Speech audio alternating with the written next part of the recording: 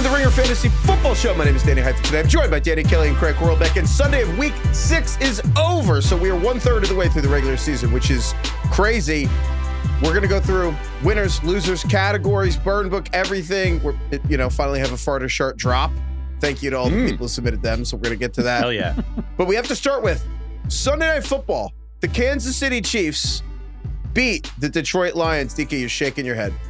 The Chiefs of old feel back. It feels like they're back. Yeah. Chiefs are not to do the so back where it's so over. But they are. So back, they're so back. They're kind of back. Mahomes specifically feels back. Mahomes is playing his best football. We did this, I think last week, I did we need to take a second to recognize what Mahomes is doing kind of from a fantasy and real life perspective. And this was his best game of the season tonight. I mean, he was perfect. What he's doing, legs and arm right now, just like total command of the offense, he's as good as he's ever been. I mean, he can do whatever he wants out there, and he's working with Kareem Hunt and a banged up Xavier Worthy and old Travis Kelce, and they look great. Like, they really do. I think I was going through the FanDuel Super Bowl odds today as the Chiefs were kicking ass. The Chiefs are 9-1 in Super Bowl odds, which is 4th. And I think you should just take that right now.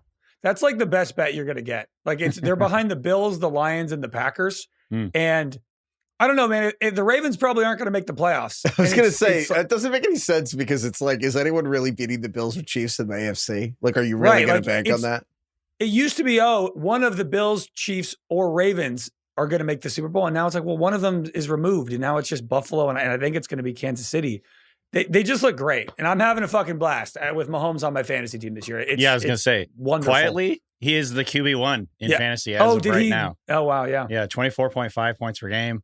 The thing I think that always stood out to me about Mahomes during his absolute heyday, obviously we're talking like it's like a long time ago, he's in his 30s now. When he was throwing for 50 plus touchdowns and all that stuff, he just toys with the defense, and he's back to toying with the defense, if that makes any sense. Like, just the way that he moves around, toys with pass rushers, changes his arm angle, all that stuff. It's back. I only laugh because I know exactly what you mean, DK, but it's funny to be like, when he was in his heyday, this guy who's made the last 3 Super Bowls. I know. I recognize that, but like the Chiefs offense. You idiot. Yeah, the Chiefs offenses haven't been. Their offense looked horrible the entire time. They were literally the last 2 Super Bowls that they made. The offense looked horrific. No, I do know what you meant, because they literally couldn't get a lead. Even last year, they literally couldn't be winning games until the final play.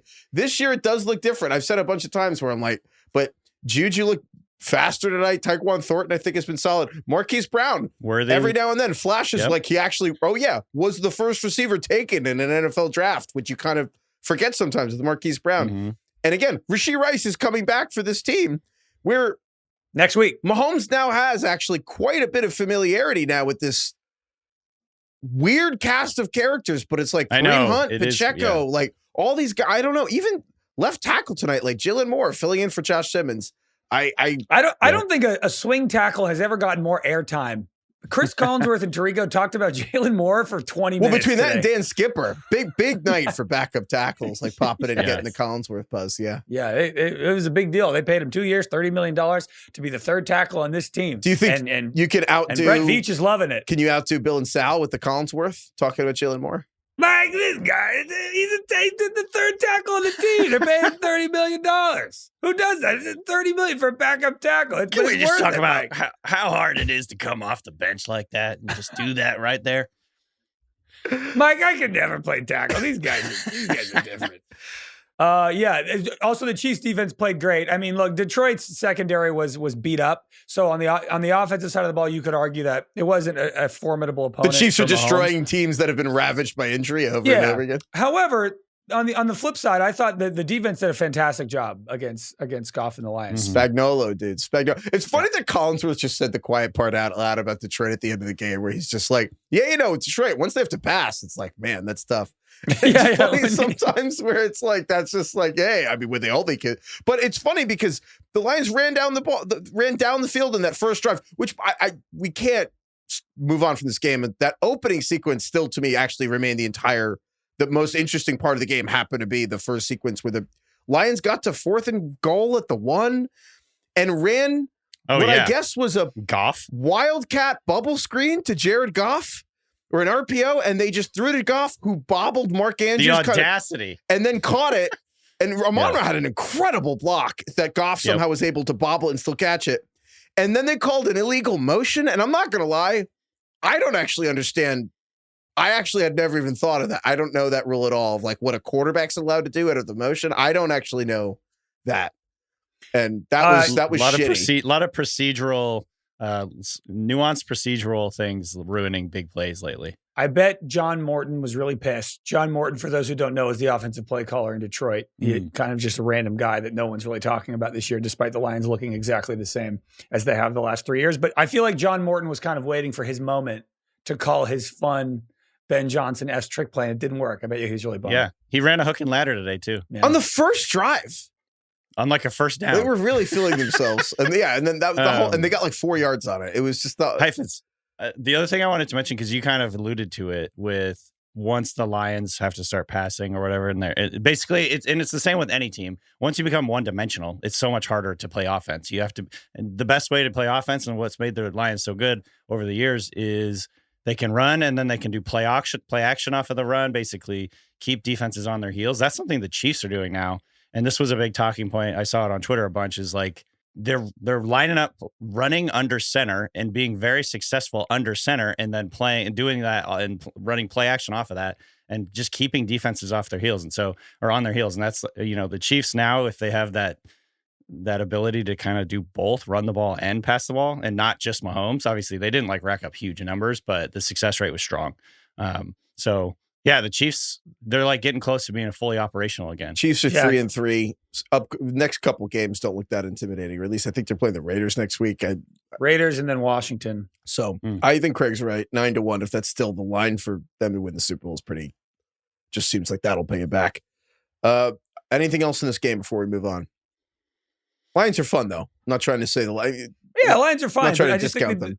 The Chiefs are once again like one of the best 3 teams in the league, I think. Winners or losers? Winners and losers. Craig, who's your big winner from the day? Baker. Yes. It's the correct answer.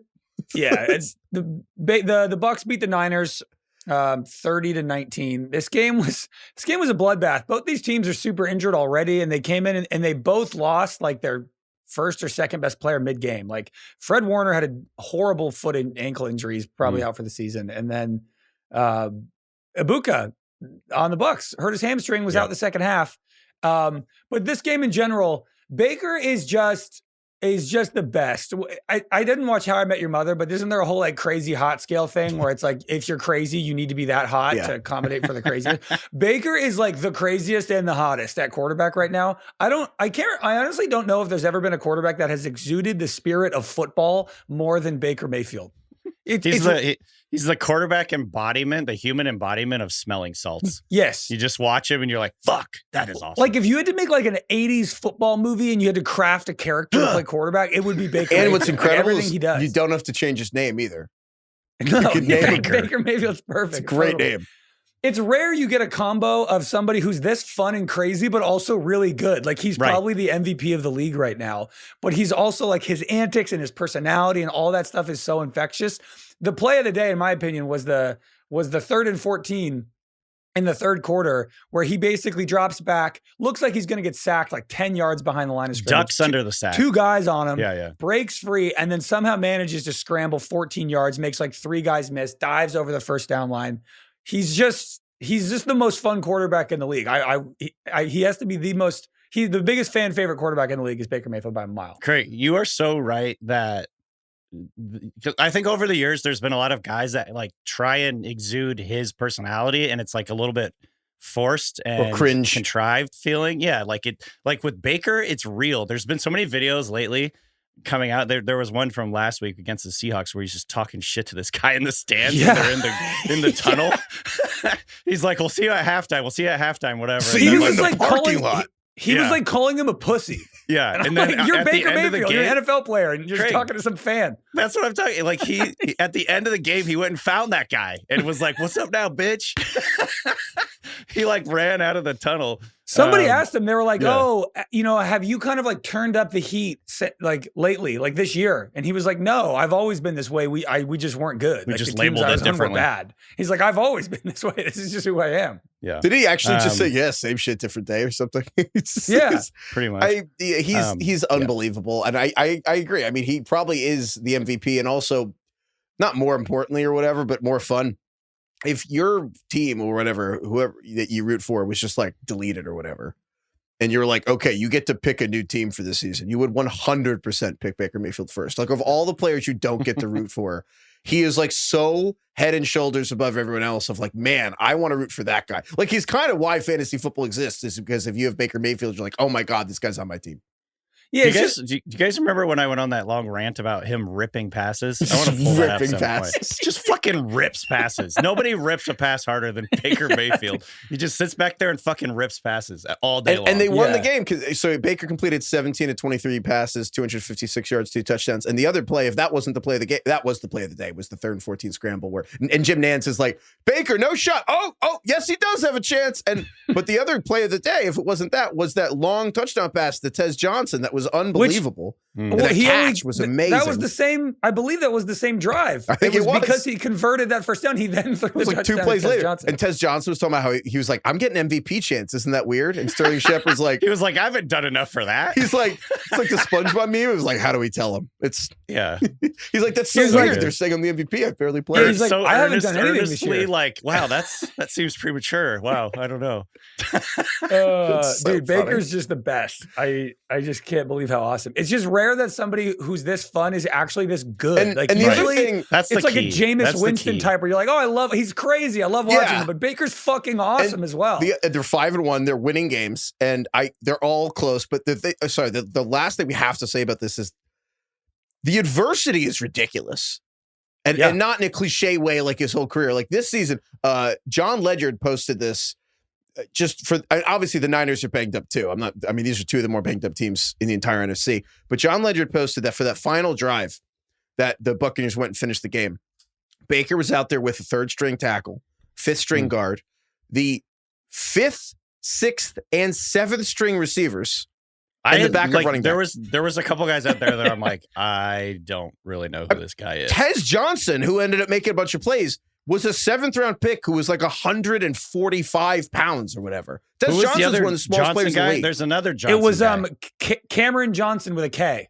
Cameron Johnson. And Craig, I'll give you, unless you've already seen this, I'll give you $1 million if you know where he went to college. I don't. I'll guess. $1 million. $1 million. I bet I'll give you $1 million if you've heard of this school. Oh, College of the Redwoods. Barton. Barton College. I think I've heard of Barton, right? I know a guy named Barton. I don't know. Have you? Barton sounds like one of those like NESCAC state? schools. Name 3 guys who went to Barton. Yeah, you guys love you Barton know. so much. Name 5 guys that have gone there. Will Barton, who used to play for the Nuggets. No, I don't. What is it in like Massachusetts? I feel like when in doubt, just guess a college is in like the New England area. It's in North Carolina. Oh, shut up, Mike Barton, also North Carolina. Yeah, totally. Guy. But That's anyway, crazy. yeah, Cameron Johnson, who is also 170 pounds. They have 2 guys that are like 170 pounds or less in Cameron Johnson and Tez Johnson. I love Tez Johnson. So I'm excited to see him play. But yeah, they are absolutely down to just the dregs of their depth chart at this point. It's crazy. I know Barton's a small school because I Googled Barton college schedule and their actual academic calendar came up first. That's how you know it's not really a football school. Holy shit. Okay, sorry. Stealing a bit from Craig here. The Barton football schedule on these teams. North Greenville.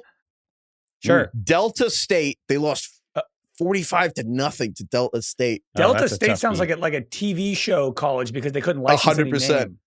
Dude, all right. These are Ferrum. Ferrum? Barton played Ferrum. Ferrum. Ferrum. Never heard of that.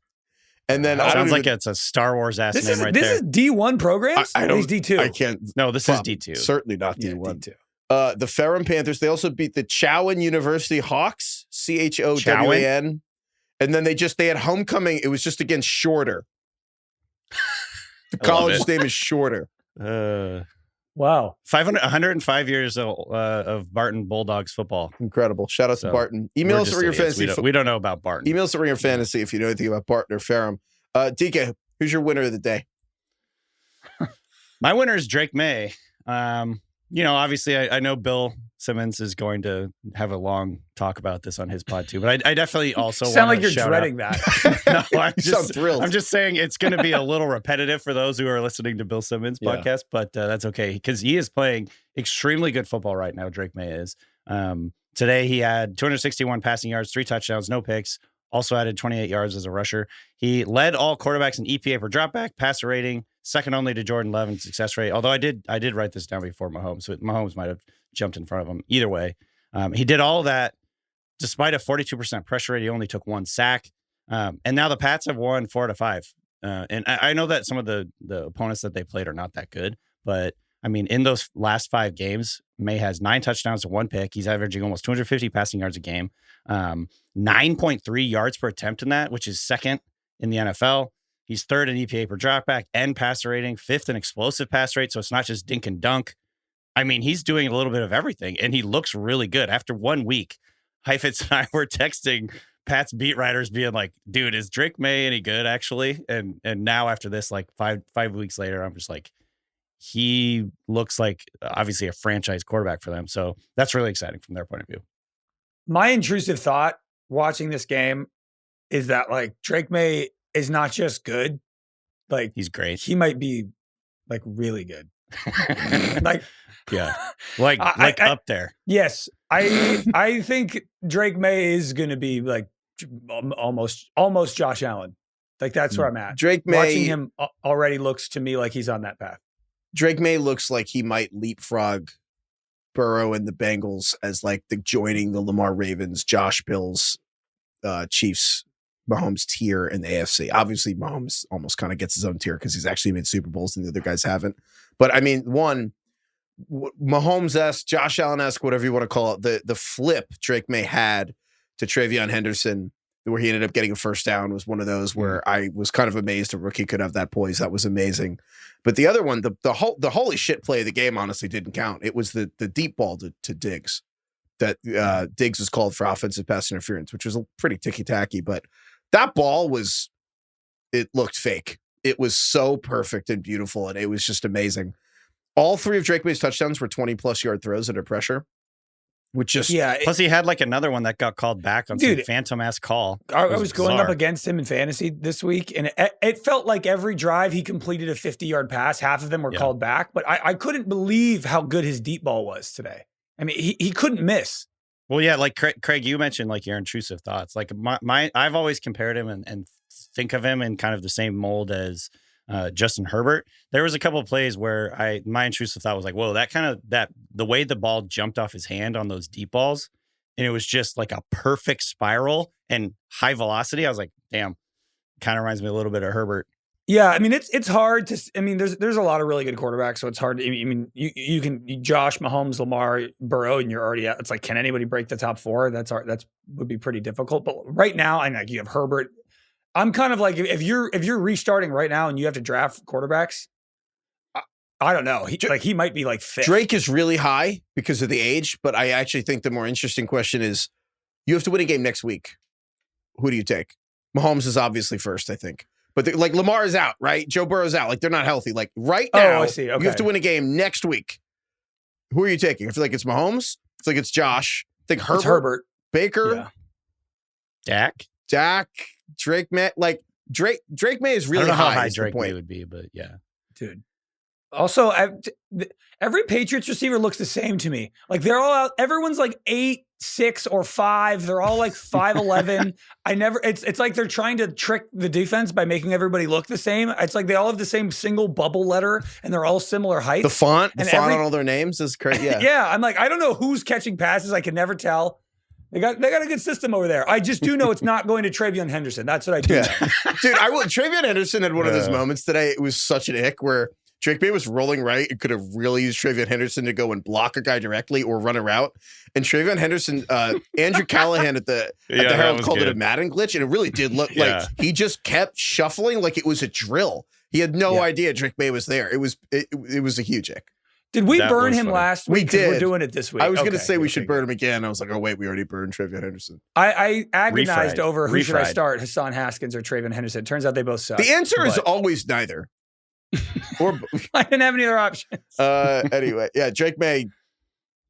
Yeah, he's good. It's honestly, Yeah, it sucks. Let's It's- not get ahead of ourselves. But No, like, I'm getting man, ahead. My he looks intrusive good. thought is that he's going to win a Super Bowl and he's going to be a Hall of Famer. Shit. That's All my right. intrusive thought. That's what I felt today. that was better than really good. In your That bones. second take, that was good. It's better than the first time when you were like really Yeah, good. that one was more decisive by a lot. Yeah, That was good. I meant more like like you knew it. Like I was saying like really good. Yeah. You know, He was insinuating. You could Read feel between it. the lines. Yeah, you knew it. Say it again. I like the way you said that. Really good. Oh, that was good. Don't, no, not that far.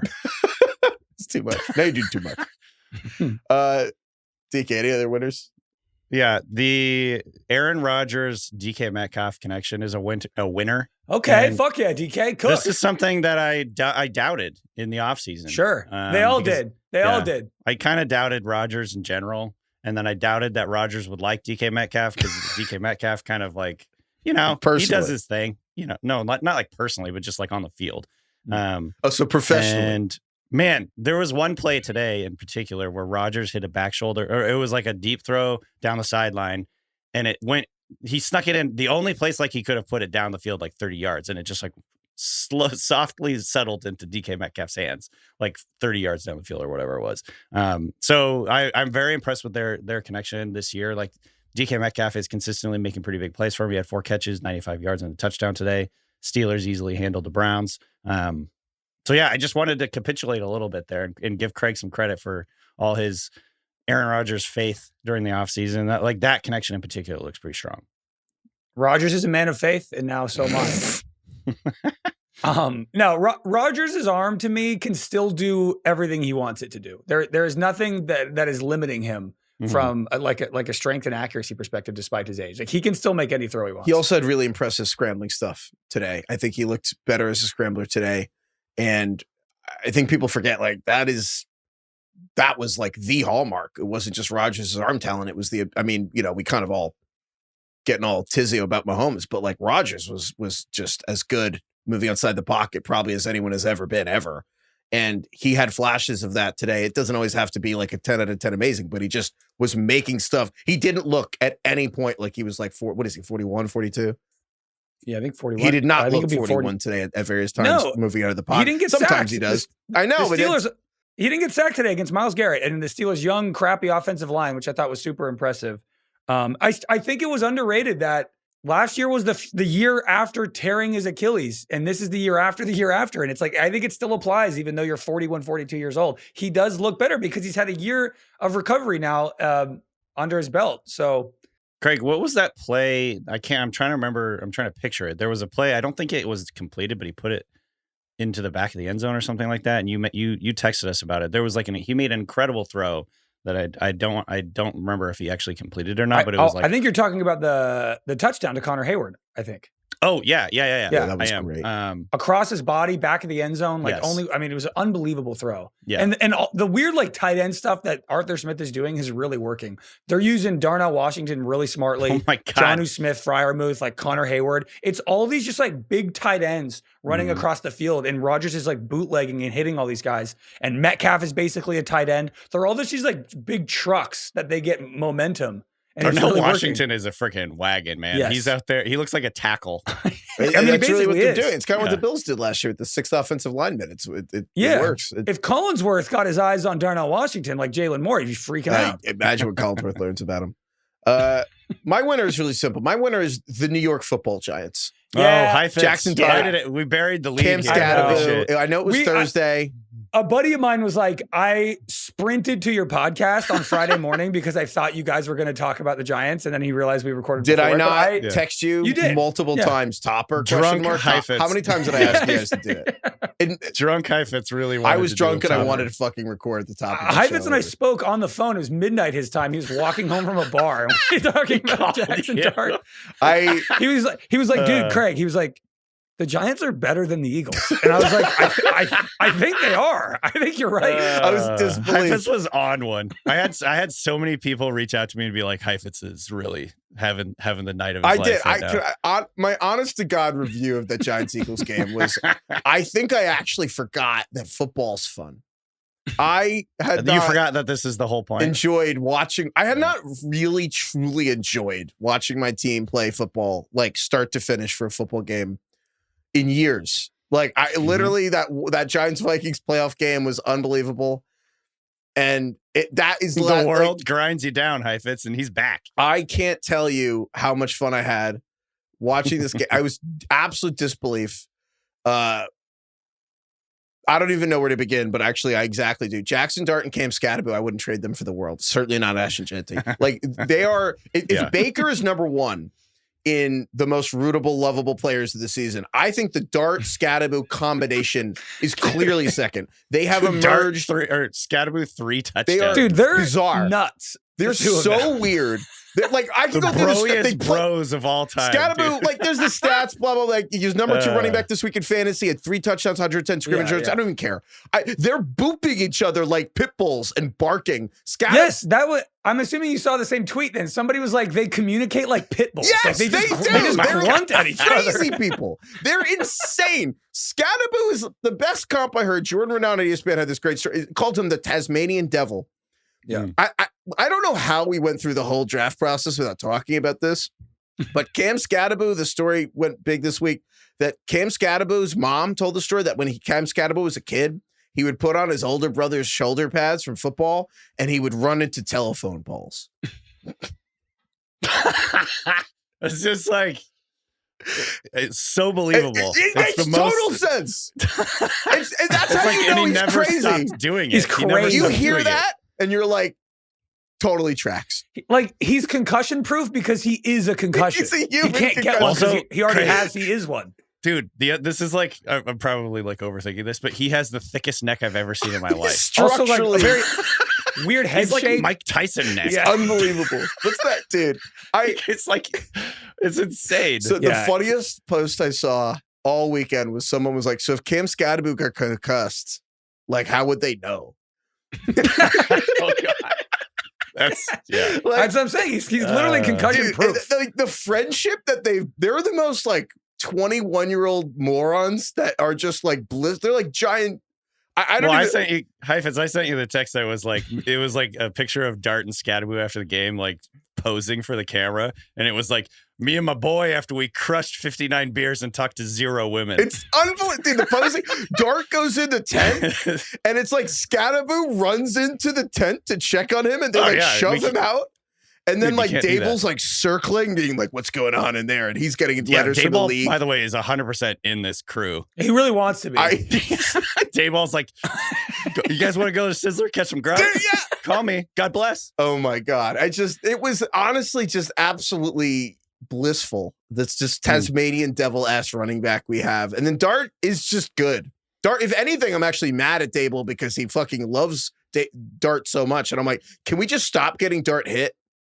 That's my only complaint with this current iteration. He won't do that. Dart is like ejecting himself into people on the sideline. Like you know what I mean? He's like spearheading people. He spends instead of running out of bounds. A little too much time around Skattebo. And like bad influence. Skattebo is never going to change. Nor should he. Dart can't. He needs to stop taking those hits. But I can't remember the last time I loved 2 athletes so purely, so immediately. I'm like, these are already 2 like iconic Giants players. Yeah. I'm so happy for you. Heifetz was desperately trying to get an argument with me on Thursday night about the Genty thing. And I was just like, I don't even want to argue. I don't want to not like Skattebo. I'm all in on Skattebo. Skattebo got me 30 points this week. So I'm not even going to argue with you anymore. If you want Skattebo more than Genty, I'm giving you the other thing I have to mention is that it was especially delicious that Saquon Barkley has apparently been filming a documentary for 5 years, including filmed at the other end of the Joe Shane call from Hard Knocks, which is just absolutely mind-blowing that he was also making a documentary. Is anything more media current landscape, Craig, than just Saquon was also making a doc for himself? I hate people like filming documentaries of themselves while they're It's playing. so yeah, he releases it. Obviously, timed to this Giants-Eagles game on Prime. Prime is the game. Blah blah blah blah. It's out there. And then you know what? Saquon had 31 yards in the first 2 plays, and then he had basically 9 meaningful rush yards after the first minute of the game. You know what the best revenge is after breakup, Heifetz? Just being happy. Yeah. I feel like that's what you are right now with Barkley. Happiness is the best revenge. I can't remember two players on a team having more personality that like shapes the team, that immediately permeates the team. Like I just can't get over the two of them and how immediately like famous and iconic they are as a duo. Do you remember how you said that Caleb Williams was the first like Gen Z quarterback? I think it's Dart. I know not literally, but I just Dart. No, you're right. Dart exudes more Gen Z characteristics. It's bizarre. I don't know. Anyway, he likes the new Star Wars sequels because they're vintage. You know what I mean? Like it's like right. Anyway, I can't say enough about him. It's been an absolute joy. Yeah, I don't. Do you guys believe in jinxes? Do you want me to? I could say something right now that would jinx things, or I don't. I don't want to hear it.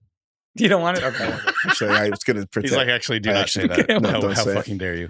The Ringer Fantasy Football Show is brought to you by FanDuel. The FanDuel Sportsbook app is your home for all your favorite NFL bets, from yards to touchdowns to who will win. And when the Monday Night Football kicks off tonight, FanDuel is giving all customers a 50% same-game parlay PBT or 30% any bet type PBT. I mean, the Bills are playing the Falcons, and I will believe the Falcons can beat the Bills when I see it. So maybe you're listening this Tuesday and that's painfully dated, but I'm telling you right now, I just think Josh Allen Monday. I just think the Bills are a better team than Atlanta. I understand the Bills have injuries on defense, but I just have so much more confidence in Josh Allen and Buffalo than Atlanta and Michael Penix and the staff in Atlanta. I really, really, really, I think Josh Allen giving 4.5 points is just an excellent value. Visit FanDuel.com/RingerFantasy to bet the games tonight with a 50% same game parlay PBT or 30% any bet type PBT. Play your game with FanDuel, an official sports betting partner of the NFL.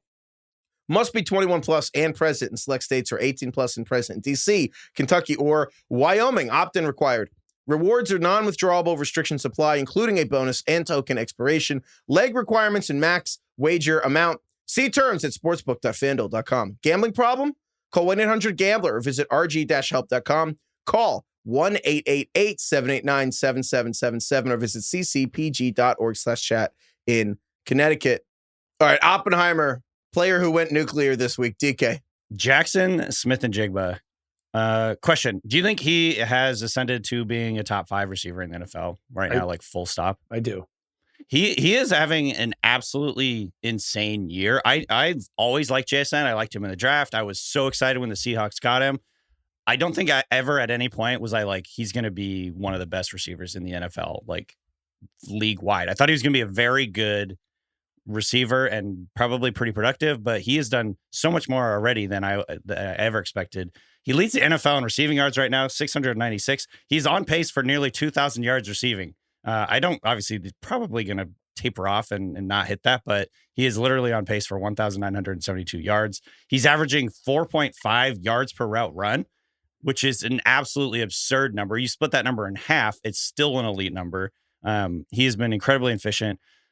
He has 2 of the top individual weekly target rates on the season, 57% target rate in week 1, 48% in week 2. He's basically the Seahawks passing game. And I think the cool part about it, and maybe the part that less people expected from him coming into the season and coming into his career, is he's doing almost all of it on the outside. He's only playing in the slot 19% of the time. He is a real number 1 receiver. He's averaging over 5 yards per route run on outside routes, which is tops in the NFL. He has a top 5 separation score according to Fantasy Points. He's 3rd in overall route win rate according to Fantasy Points, behind only Mike Evans and Devontae Adams. He is having an absolutely absurd season. So just wanted to shout him out. And I can't even remember what he did today. It was like 150 yards. Hold on, let me pull it up here. 8 catches for 162 yards in a score in the Seahawks 20-12 win over the Jags. You got to give it to your guy Schneider, DK. I do. When Gino and DK left, you were upset, and now look. I know. They're making me eat my words, and I'm happy about it. He's fantastic. I honestly think it's like Jamar Chase, it's Justin Jefferson, it's Puka Nacua, and then like JSN's right there. Right. He just moves differently. I think that's kind of the thing that sticks out to me about him is he just has incredible body control, the way he runs routes and he can, turn the corner after the catch, the way he can keep his feet in as he's like twisting and contorting at the sideline to catch a pass. Like he just has an incredible concentration and body control. And I mean, we always kind of knew that, but I don't know if I ever knew he would be this electric and this dominant as an outside receiver. So huge credit to the jump he's made this season. Big win for Bill Simmons. That was his guy when we did the pod with him in the offseason. JSN was his. I know, and like you said it, I was a little doubtful that he could really do this, but man, he's been amazing. Mine is, I'm going to do two. I want to quickly just throw out Kendrick Bourne's name because once again, he literally had the same amount of yards last week as he did this week. He's had 142 yards each of the last 2 weeks. Kendrick Bourne's 30 years old and he's on the Niners. I should say that first, who lost to the Bucs today, but Kendrick Bourne is 30 years old. He's been playing in the NFL for a long time. He's had one 100-yard game in his career, and he's had 2 in the last 2 weeks. And he just looks awesome. He's ripping huge plays. Juwan Jennings was back today, but then we found out after the game, he said he's been playing with 5 broken ribs. I wish I did that. And a high ankle sprain. And a high ankle sprain. 2 ankle sprains. 5 broken ribs. Somebody texted me today asking if they should start Juwan Jennings or somebody else, and I recommended Dude, Jennings. if I had 2 broken ribs, I don't think I would do this show. 5? I don't think I would do this podcast. I would be in pain probably just sitting out there. I know. What are we doing? It's one of those where it's like, yeah, I agree, DK. Like, that seems neither safe nor not productive. good for him or the team. How does that help anybody? How does the team doctors approve that? Yeah, get out there. Also, the 2 different ankle sprains when he said that, I just like, man, every morning I break my legs, and every night I break my arms. That's a SpongeBob joke for Heifetz. Dickie got it. The other guy I want to throw out is George Pickens. I got to say, this is Pickens. This is a season where, like, I'm not upset the Steelers got rid of George Pickens. I think if George Pickens were on the Steelers right now, it would be worse than the Metcalf situation because I think Rodgers and Pickens would be a disaster and Rodgers would hate Pickens. And so it's like a rare thing where I think like everything the Seahawks did, they're better off. Everything the Steelers did, they're better off. Everything the Cowboys did, they're better off. Like the triangle works for everybody. Yeah. But Pickens is literally the number 1 wide receiver since CeeDee Lamb went out in fantasy. He's the number 3 on the season just overall. It's incredible. He's unbelievable. Every play is like a cartoon watching him, but it's all scoring. Dude, like anything can happen. You know those videos of like when like cat owners jokingly will scare their cat and the cat's like jumps. Yeah, they put like a cucumber by the food bowl and they like freak out. Just randomly jumps. And you like never know which way they're going to contort yourself. That's what George Pickens is doing. Like he'll catch the ball and then like sidestep somebody and try to hurdle somebody else. He gets one good hurdle and you're like, wow, that's awesome. And then he like doesn't like the guy just on mashes the next play. The hurdle button. Yeah, and then he just tries to hurdle him. Like, George, you're like falling down. He's standing up. Why are you trying to hurdle him?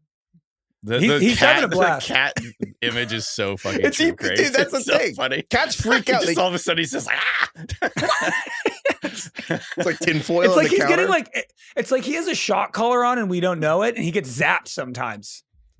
Yeah. So he has been good. I think every theory that we had about him prior to the season so far has come he's true. Unbelievable. And he was in the Steelers. They just never threw the fucking ball. Yeah, this is by far the best quarterback situation that he's had. Obviously, it helps too that CeeDee Lamb is not like bogarting 14 targets a game anymore. What was that word? Bogarting. Dwayne McFarland uses. You never heard the word bogarting? Yeah. To bogart your way in somewhere? Pranked? To bogart your way in. You've never heard that. With a D or a T? Bogart. Like a Humphrey Appropriate Bogart? Or keep. Yes. Is that actually like what we're talking? It's a reference to Humphrey Bogart? Is that, or is it just... Wow, dictionary.com says appropriate or keep something, especially a lit marijuana cigarette. If you're bogarting. So you're bogarting. Okay. All right. So bogarting, taking, stealing. It's from Humphrey Bogart, I believe. It's a slang He didn't term. share pot? Perhaps not. No, I guess he didn't. No puff pass from Humphrey Bogart. You learn something new every day. Okay. All right. I'm sure there's at least 10, 12 people who also, like me, were happy. No, I don't think I don't judge you for not knowing that, but that's fine. I'm surprised you never heard that. Bogart your way in. No, Bogart. I actually, it's not, you know what? Doesn't matter. Anyway, to your point though, Craig, about how everyone's happy with that little arrangement where it's like the Steelers or Seahawks are happy that JSN gets room, and then the Steelers are happy that Metcalf's doing well, and the Cowboys are happy that Pickens, and it wouldn't have worked. Mm-hmm. The fourth person of that is Rico Dowdle, who is certainly where it's like the Cowboys have Javonte, that's fine, but then the Panthers, Javonte is happy too. He's happy, but then Rico Dowdle tells the Cowboys to buckle up, which is kind of big talk from a guy who kind of has one good game. He leaves Dallas last year as 1,000 rushing yards. 1,000 yards last year. All right, he did 1,000 yards. Wait, you know what? He has 480 scrimmage yards the last 2 weeks. Like, that's incredible. Here's how good Rico Dowdle has been. He's got me digging up tweets from 2020 and 2021 that I wrote about Rico Dowdle and retweeting them. Dude, little self. Let the people know. Yeah, a little self promotion because I love Rico Dowdle. Well, I didn't love him, but I thought he was really. Please, you cook those up with ChatGPT. I know it. Those are fake tweets. Yeah. So the Panthers beat Dallas 30 to. Called up Elon and was like, "Hey, can you post something for me?" Panthers beat Dallas 30-27. And we were joking last week that Rico Dowdle last week ran for 206 yards, and we were joking that he'll just do. Oh, yeah, we were Craig like, will he do it again? No one will do that again. We're like, he'll actually do better. He did do better. He had 239 scrimmage yards, the most in Panthers history. They've had Christian McCaffrey and Jonathan Stewart, D'Angelo Williams. So maybe it's not the oldest team in the NFL, but they've had some good fucking players. And Rico Dowdle that's a good stat. Also has more scrimmage yards in 2 straight weeks than Christian McCaffrey ever did at any point for the team. 473 scrimmage yards for Rico Dowdle the last 2 weeks. He's the number 1 running back in all of fantasy football this week and over the last 2 weeks. Do you think Chuba Hubbard just got Drew Bledsoe? Is he fucked? Yeah. Dude, Dave Canales was asked after the game, what will Rico Dowdle's role be when Chuba Hubbard comes back? And Dave Canales smiled and said, great question. He said this last week. He's like, good problem to have. I wonder how good the starter in Carolina would have to be for Rico Dowdle not to win the starting job. Like, which running backs would win it back? You know? Oh, I'll tell you right now. Gibbs, McCaffrey, Saquon, Jonathan Taylor. I think that's the end of the list. You don't think Henry? Derrick Henry. Henry, and I guess Bijan. And Josh Jacobs? No. Like, he wouldn't be. Jacobs wouldn't like get the benched. line we're talking now. But Jacobs and Bucky Irving. They would lose, well, not straight bench, but they would begin to lose drives. Committee. You think Bucky Irving would lose drives? Absolutely. Yes. I think even McCaffrey or Saquon would lose 1 extra drive. Yeah. If a guy came in and had the most scrimmage yards in the history of the team, I do think Saquon would play one less drive. But like, let's be real here. Skattebo would never take him off the field. No, he's different. He's built diff. Quite literally built diff. He does have he's a strange body. Strange body. He does have a strange body. He's a strange guy. I mean, he looks like a cartoon. He also we didn't even talk about how Skattebo is always just like, wow, it just has no, dude, there are stories. Dude, his flips are insane. He has no volume control. Flip with like a little twist. Dude, he's a pit bull. People say he chews so loudly. That is like the commentary from the teammates on Skattebo. That he's crazy. Everyone says he's not, like, his teammates are like, he's crazy. Craig, that was actually kind of one of the like pre-draft narratives that you were hearing was like, he's just a weird dude. Of him at Arizona State where they're walking out and they're kind of like being delayed to go on the field. So he's just like smashing his head with the helmet against the brick wall while all his teammates are kind of like. He's a throwback. Yeah, people like his teammates don't say, he's a dog, man. He grinds. They're like, no, he's nuts. Like, he's out of his mind. Yeah. Oh, I love him. Anyway, but yeah, so he wouldn't lose time. Everyone else would lose time to Rico Dowdle. Anyway. But I do want to shout out Rico Dowdle, who's 17 yards shy of being the 5th player ever with back-to-back 200 rushing yard games. So yeah, Dowdle, incredible. Huge sell high. Probably. Great. I mean, the most obvious sell high of all season. Yeah. Rico Dowdle on the fucking Panthers. He played two of the worst rushing defenses in the NFL. Important. Get rid of him if you can. The Dolphins and the Cowboys. I know it's hard to like come by running backs, so you probably don't want to. But if you are flush with running backs, I would get rid of him. Or will he have more yards next week? They're playing the Jets. Yeah, Craig, you said this shit last week, pal. They're playing the Jets next week. So you're right about the sell high, because the Dowdle thing reminds me of like literally the beginning of Peaky Blinders. This isn't even a fucking spoiler because it's like the first episode, but when they do the trick with the horse and they're like, no, you let it win the first race. Then you do it again. You let it win the second race. The third race, that's where you make all your money. That's when the horse loses. Debutante ball for the player maturing in front of our very maturing. I refuse to give anyone for this one. Maturing. Today I'm going to give it to, I was watching, I just felt it. Matthew Golden today, I feel like entered a new level. A rookie coming off the bye for Green Bay. They won today. They beat the Bengals. He looked like he had arrived. You know, he was in his dress. Twitchy. He's so fast. He is very fast. He had 71 yards by halftime. He had over 100 yards at the end of the game. I just thought he looked electric and looked different with the ball in his hands than most wide receivers. And that's it. He's matured. You guys know I love Matthew Golden. I'm sure a lot of people listening are very frustrated with me for the first month because I feel like if any people have Matthew Golden, it's because I yelled about him. Preaching that you have to wait. This is why. This is why, because the post bye rookie bump is a thing. He's Golden looks like the kind of guy that could be a huge contributor over the second half. Also, while we're doing the debutante ball for player who matured, I also think we should do a little Golden Bachelor while we're on Packers Bengals, because I got to tell you, my intrusive thought was I actually kind of thought when the Bengals cut it to 6, I kind of thought the Bengals were going to win. Yeah, there was a moment there. Flacco had a really good second half. I was kind of going into this, the Bengals whole they trade for Flacco thing was kind of, I thought it'd be dead dove, do not eat. They're like, they were going to score 6 points, and we were going to be like, what did we expect? He's 40 years old. It was like Jake Browning was the 40th worst quarterback this year. Joe Flacco was the 39th worst quarterback. And you're like, all right. And it looked that way. And then they were kind of moving the ball, and they were down 14. They got the 2-point conversion to go down 6. I'm like, are the Bengals going to win this in regulation? And I kind of thought they were going to. No, I kind of agree with you. There was also the play where T. Higgins almost scored. Yeah. He put in so much effort that I feel like he wouldn't have done with Jake Browning. It felt like he was. It felt like he was trying extra hard because he was happy that Flacco was throwing him the football. I like that. It's like Kelsey tonight in Sunday Night Football when he got landed on his head and then remembered to reach back to knock over the pylon. And I'm like, would he have done that if it wasn't like Sunday Night Football? Taylor Swift was there. I know. Kind of remembered. It's like, wait. That was good. It's so over. We're so back. Yeah. DK, do it. I know what's back. We're so back is DK's love of baseball is back. Yeah, baby. I'm way back in on baseball. Can we quickly do a mini 5 minutes on you going to that Mariners game? Yes. Yeah. So I was lucky enough to get tickets to go to the Game 5, the ALDS. And you flew, which I thought was funny. I was shocked. like, you flew to Seattle? You live 2 hours from Seattle with drive. Why did you not fly? It's fucking sick because flying is better than driving. Did you fly private? You hate planes. You hate flying. You complain about it all the time. No, I'm actually back in on flying too. DK, while we're talking if there's no traffic, like as the bird flies, how far is Bellingham from Seattle? If there's no traffic in a plane? No. Oh no, driving. To the field, probably like an hour and 45 minutes. So you went to the airport, and how long is the flight? Fucking had a beer at the airport. We made a whole day of it. We flew down. The flight's like 25 minutes. That's crazy. Hop in a cab and we're there. Sure. Also, my buddy paid for him with points, so it was like not like okay, whatever. Sure. Anyway, tell us about. So for those who don't know, this was game 5 of Mariners versus Tigers. ALDS, Tigers Mariners.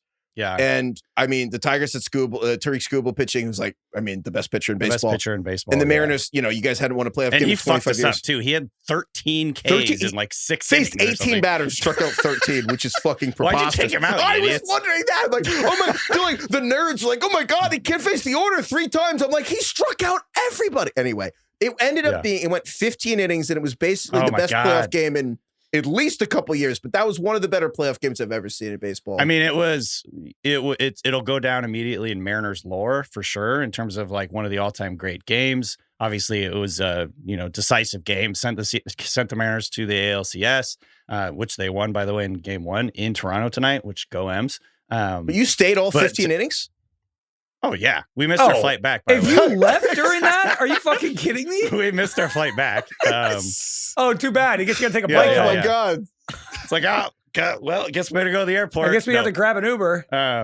I would say, and look, I admit, like, I'm jumping back on sort of the Mariners bandwagon here, or whatever you call it, a fair weather fan. But I had going back all through my childhood. I fucking love the Mariners. I was going to like 20 games a year. Dude, you're from Bellingham, and you lived in Seattle. I want to just fly to the stadium. It doesn't really mean yeah. I'm establishing why I went to this game. So, anyways, but it was like I think I was trying to make a list of the top sports moments for me.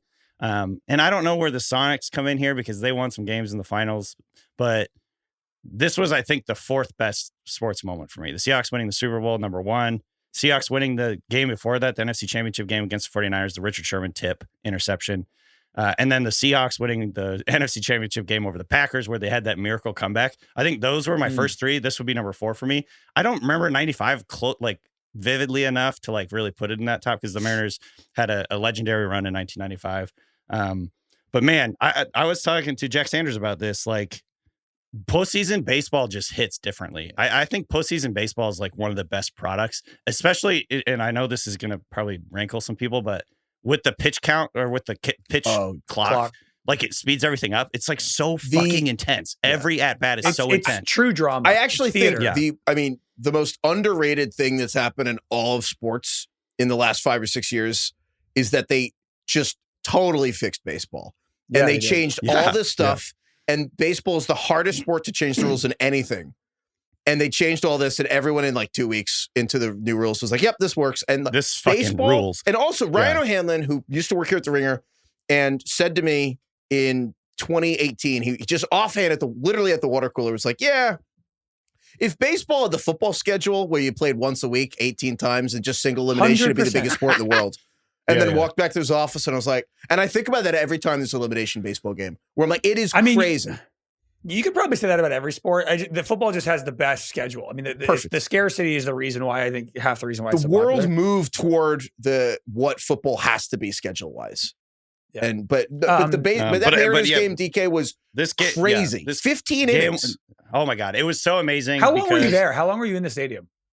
Probably like 4 o'clock until, I don't know, when did the game end? Like 12:30 or something like that? Dude, shout out. There's this guy at John Boy Media who does a lot of Yankee stuff, but there's a Mariners fan there, and they did a time lapse. They like streamed themselves the entire time. This guy didn't get up from his chair once. Oh, really? Time lapse. He sat in the chair for 6.5 hours. That movie. DK, did you have 2 different meals? You were there for so long. Did you have dinner twice? No, I just had a hot dog. When did they stop serving 12 beers? Did they stop serving beer in the 8th, and then there were 7 more innings? Yeah, and then everyone's like getting hungover by like the 13th, 14th inning. People are waking up from their nap. It was. I do want to give the game its proper credit though. Like, it was an incredible game. I think the Mariners have one of the most lovable just teams that I've ever rooted for. Big Dumper Cal Raleigh hit 60 home runs this year, which is fucking insane. Easily the best year for catcher ever at the plate, which underrated how much catchers have to do on defense, because I feel like your rotation is also good. He's part of that too. He's squatting for 15 innings, and he made the most insane threw a guy out at second. Like, it was like the most accurate throw you could like it literally led the guy's glove right into his leg. I know, squatting that long. They should just give him a fucking stool back there. Who cares? Let him sit. Yeah, by the way, if you've noticed my voice is totally fucked, it's because I was screaming for like 6 straight hours. All these catchers' knees are fucked when they're 50 years old. Let him sit on a little stool. Also, one of the underrated storylines of this game was the Mariners have this like tradition where they have these salmon race each other. I think it's in the 8th inning or 7th inning or the 8th inning. I can't remember what it is. I knew about that. Yeah. But they have them come out. There's, like, in the market, there's like all the different kinds of salmon will have a race, and the Humpy salmon has never fucking won. Humpy? Going back. Sorry. Humpy the salmon. Are they all racing upstream? Sure. Okay. I think that's kind of like what it's alluding to. Yeah. Okay. Humpy, Craig's bummed that didn't land has never won. I know. I thought that was going to hit way harder. It's called the Salmon Run. So yes, they're going upstream. But anyway, he never had won going back to the beginning of last year. 162. I think I saw straight losses, and then he lost in the first race of this game. And then they were like in the 15th inning, they were like, "Fuck it, we're doing it again." They ran him out again, and Humpy won.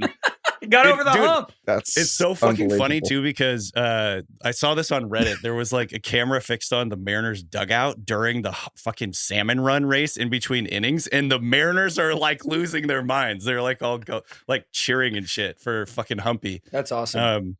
Anyway, so that was funny too. But the baseball game was absolutely insane when Polanco hit the game winner. I mean, in like, to go back to the game, like the Mariners had so many opportunities to end it. They had like guys in scoring position. Both teams left multiple people on base for like 2 or 3 innings in a row. And it was so intense. I was there with 3 super hardcore Mariners fans, and I just wanted it so much for them because they, pour their heart and souls. They watch every fucking game. Like, I really wanted it, like, for those guys to get to experience that. And we were just like locked in. Everybody around us, we were like high five. We had like made friends with like these high school kids in front of us. We were just like fucking high fiving them all the time. It was just like so fucking fun. They're like, these guys flew here. Yeah, they're so fucking bougie. But yeah, and then when they hit the game winner, just an unreal moment. Like, it's hard to describe like the feeling of elation and relief and joy. People are crying in the stands around you. It was so fucking cool. I think I think like the feel and energy. The closest thing I could compare to playoff baseball is college football. Like, they're similar in terms of just like that raw passion, the intensity. DK, just you sent us a photo from your seats, and it's just like it's beautiful. It truly looks like a theater. And 100%. There's just so many people crammed in. The pacing of baseball, where you're always kind of just waiting on every pitch, you're hinging on every moment, every 20 seconds. The sounds of the ball club are incredible. Like the Shart. I think it's the best. Like, it feels old school. It feels like you're going back in time when you watch. Between every pitch, they're like the PA people are like doing things to pump the crowd up. They got like, when the new pitcher will come in, they drop the lights in the stadium and have like fire by the bullpen when he's running in. It's just it was so dramatic and cinematic. It honestly reminded me of like, you guys seen Major League when, the final game, that whole thing. It's just, I don't know. There's something nostalgic about it. Baseball, baseball is like one of my first loves in sports. And so it was just so cool to be able to experience that. And it's something I'll never forget. And obviously my voice is completely fucked now. Well, I'm pulling for the Mariners. Fuck the Dodgers. I want the Mariners to win. Hard not to root for the Mariners. Hell yeah. Thank God you guys don't watch enough baseball to know what happened to the Yankees. So, that's yeah. Also, dude, Mariners, they're crushing it on the merch game. I feel like the Mariners merch is sick. Oh yeah. Yeah. I agree totally. With your hat. I love the color scheme. It's great.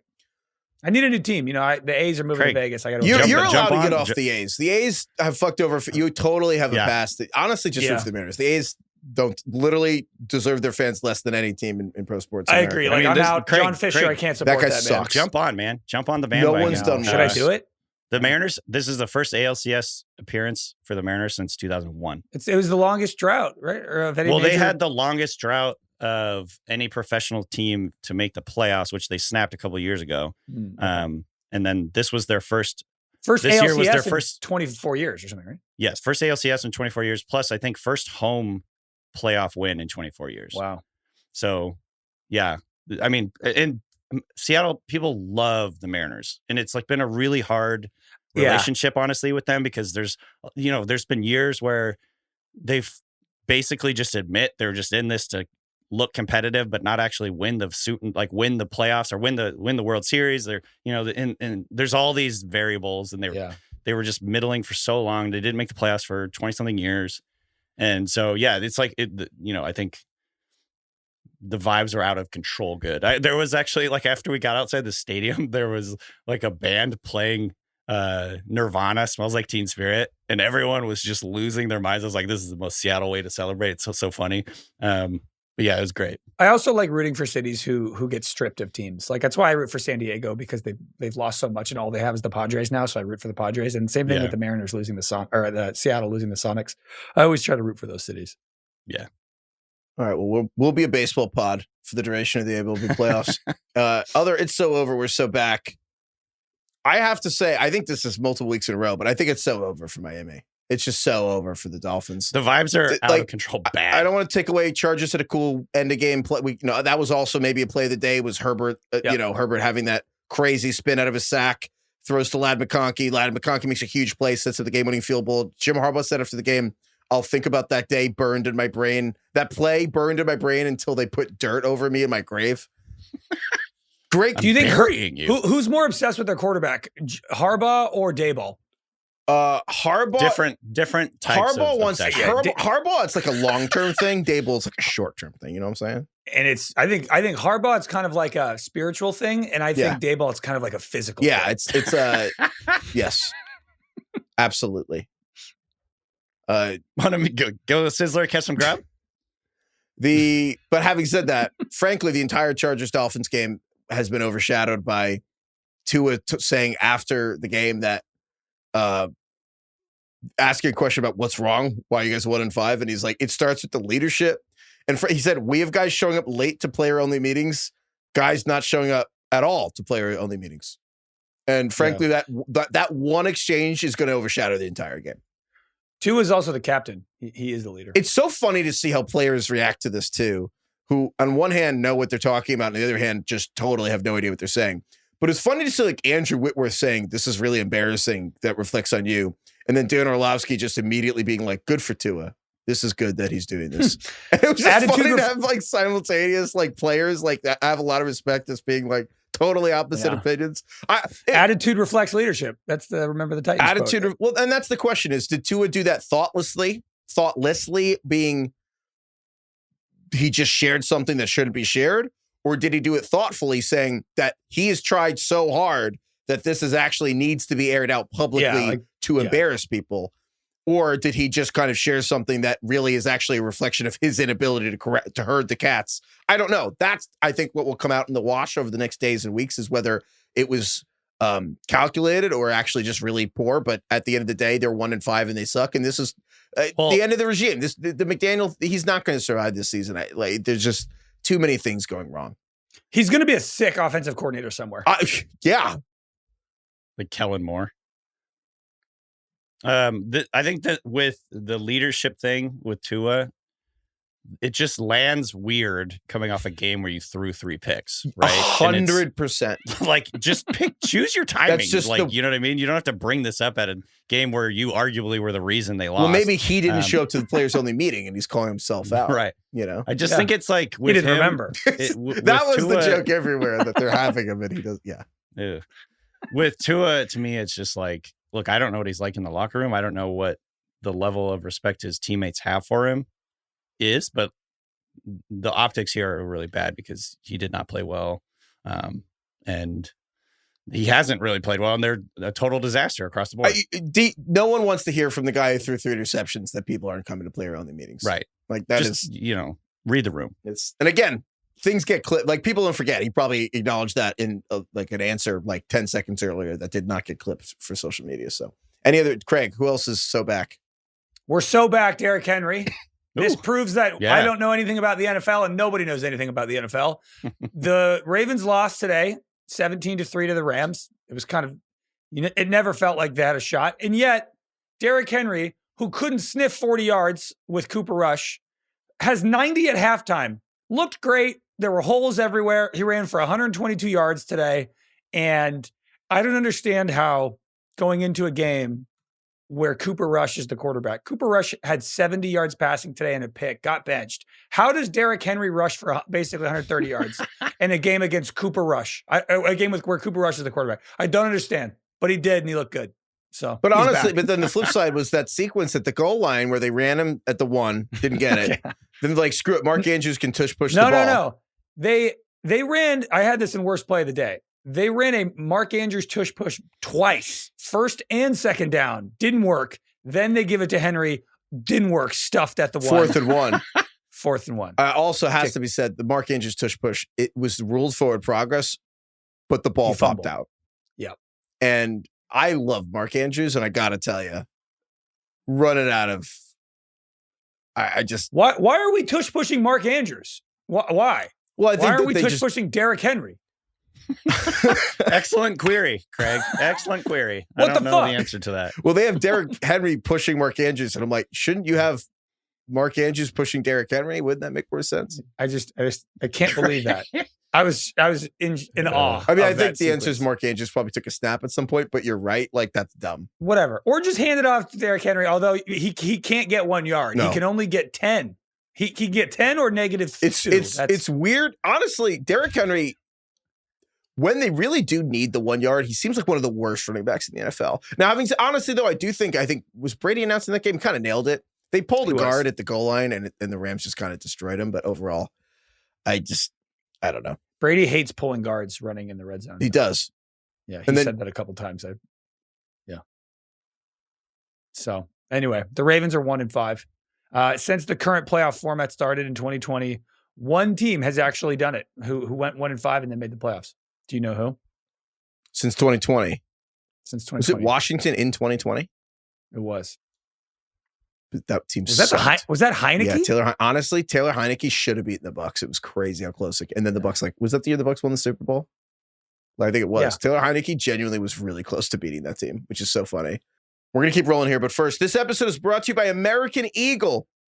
I've got some hot picks for you guys. You heard it here first. American Eagle just launched the second drop of their exclusive limited edition collab with True Colors by Travis Kelce. And we're pretty excited to see what new styles are out now, from incredibly comfy graphic tees to cool jackets to vintage-inspired rugby sweatshirts. We just know you're going to find something fresh for your wardrobe. Not only that, but American Eagle also has so many new arrivals that just dropped, from trending jean fits to cozy flannels to luxuriously soft sweaters and more. You can check it all out at ae.com or just head to the store. All right, it's time for America's favorite segment, Fart or Shart. And America's favorite segment, we have some sound drops that y'all have made. So we'll see what sticks, so to speak, throughout this. Oh God, I didn't like that either. No one likes it. No. we commissioned our listeners to create kind of throwback early aughts radio DJ style intros to Fart or Shock Jock theme songs for Fart or Shart. So we're gonna roll through a different one every week. So Carlos, you can hit it. It's time for Fart or Shart. I tried to fart and a little shit came out. I just sharted. I love the obligatory air horn. Yeah, like the clip was over and then he just added in 9 air horns. That's exactly how you're supposed to do it. So great job. All right. Danny Kelly. Sorry, I'm crying. All right, Craig, I'm actually pitching this one to you, pal. Oh, no. We'll take your point and pitch it back to you. That's the Okay, well, Craig, how are you feeling about Travion Henderson? Whoa. Pose it. What's the question? Travion Henderson, Fart or Shart? You can tell he's never done this before. I know. You really got to put some mustard on it. You got to build up to it. Fart or Shart? It's a hot, nasty Shart, in my opinion. Ooh. Travion Henderson. I don't think Vrabel thinks he's that good. I think the pass protection, they don't trust him, as we saw him today blocking air as Drake May was scrambling. That was good. I'm not sure. Maybe I'll eat my words here because it's week 6 and he's a rookie and this is what always happens. But this one feels a little different to me. And I think it is closer to a Shart than a Fart. I think typically I would be very hesitant to agree with you on this because, like you said, this is a rookie thing that sometimes it takes a while to get worked up into the offense and get your confidence and know what you're doing and blah, blah, blah.